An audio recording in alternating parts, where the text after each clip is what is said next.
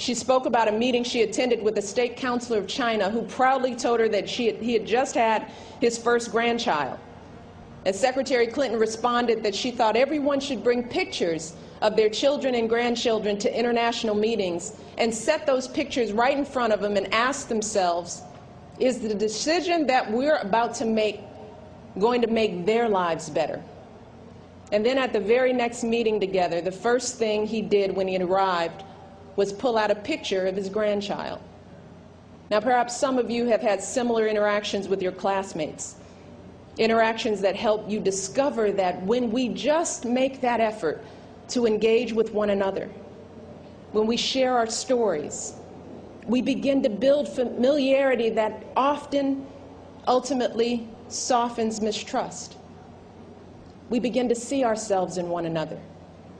We begin to realize that the forces that bind us are so much more powerful than the forces that blind us. And because many of you already serve around the world, this class knows firsthand that each one of those interactions in the world has the power to start a chain reaction. Every child that learns to read can teach another. Every girl taught that she has power inspires dozens of others. Every school built improves thousands of lives. And just as that makes the world safer, it also makes America stronger. Just imagine a child whose first memory of an American is a student who helps him see again. Imagine a community whose first experience with America is a group of youth on winter break standing side by side with them building homes.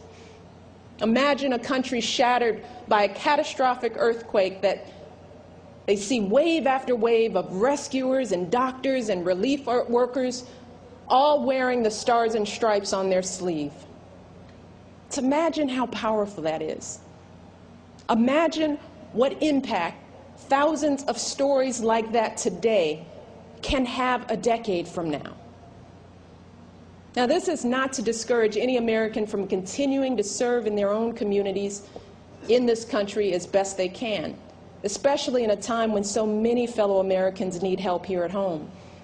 And thanks to the ingenuity of the American people and a newly strengthened America, there are more opportunities to serve at home than ever before. But just know that when you serve others abroad, you're serving our country too. You're showing the world the true face of America, our generosity, our strength, the enduring power of our ideals, the infinite reservoir of our hope. And yes, serving abroad will make you stronger, more competitive, a more valuable asset for a career in the public or private sectors. Just talk to any of your colleagues who've spent some time abroad, and one of the first things they'll tell you, for example, is that you'll never learn a language or develop self-reliance as quickly as you will when you're on your own in a foreign country.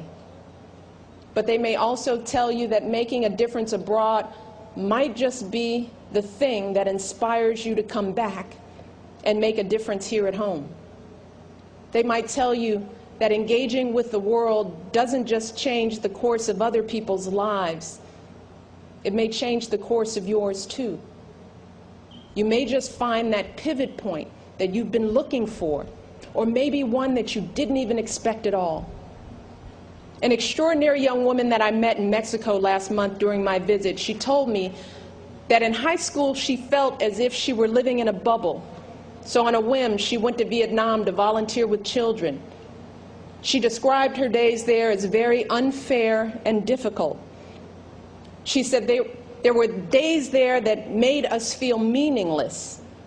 But she also said there were days where I felt I could change the world. And that trip made her realize she wanted to be a doctor.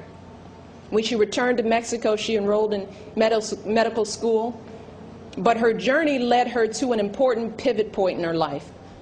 She said, and these are her words, "I realized that this is my country. This is where I belong, and this is my culture where I need to help."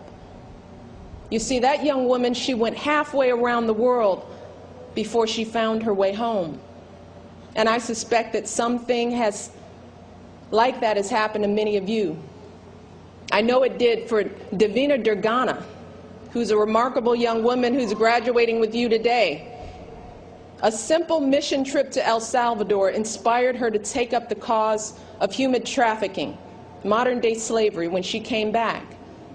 She found an internship that allowed her to work on an anti-human trafficking campaign, and she's going to pursue graduate studies in human rights next year at the Sorbonne. And by the way, Davina, she also serves as a big sister to a young girl in Anacostia. She volunteers with Wounded Warriors at Walter Reed. She helped run a Girl Scouts troop where she encouraged underprivileged girls to get involved.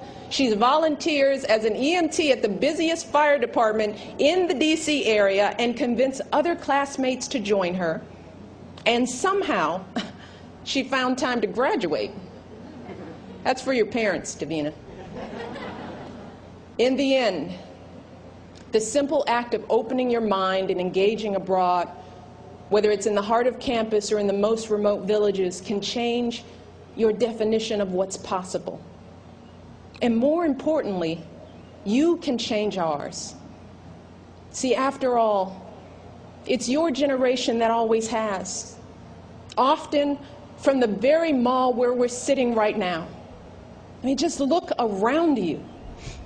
It was on this mall where young people marched for women's rights.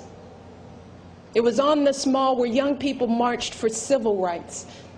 It was on this mall where young people marched for peace, for equality, for awareness. Decade after decade, young Americans who loved their country and loved its ideals, who knew that it stood for something larger in the world, came here to this spot to wade into the rushing currents of history because they believed that they could change its course. And on a cold January morning last year, many of you came here to wade in yourselves. It was the day my husband took the oath of office as President of the United States. And that day he pledged to seek a new era of American engagement. And he asked each of us to embrace anew our duties to ourselves, our nation, and the world. Now, I'm not a president. I'm just a citizen. But as a citizen, I'm asking you as graduates of this global institution to seize those responsibilities gladly. I'm asking you to fully embrace your role in the next vital chapter of our history. I'm asking you to play your part. And from what I've seen from your class, I have no doubt that you will. Look, we believe in you so deeply. So, your new challenge begins now. And it's one that doesn't end after 100,000 hours. So thank you, graduates. I wish you God's grace and the greatest luck on the journey ahead. Congratulations. Thank you.